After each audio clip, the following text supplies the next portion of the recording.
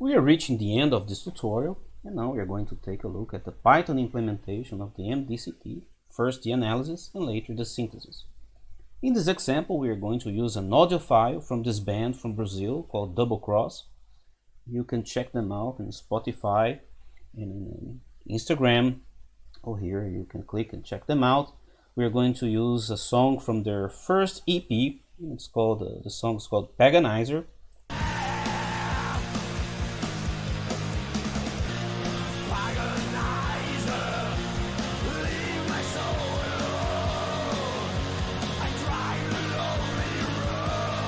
Oh, that's great stuff. They are very kind to let me use their audio in this tutorial. So you should check them out if you like the sound.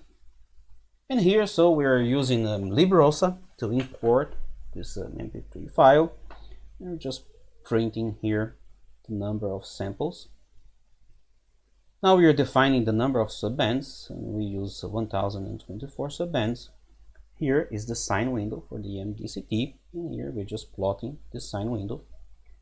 So next, we are calculating the folding matrix using this Fa matrix that we've seen before. And here is the window. We are also having here the delay matrix T of Z. And then we are multiplying the Fa matrix by this delay matrix, and we have this Fa of C. So now we are converting the input signal X, which is the audio samples from the Paganizer song from Double Cross, and we are converting this into a polyphase row vector for blocks of length n. And we see that we will have 8,822 blocks.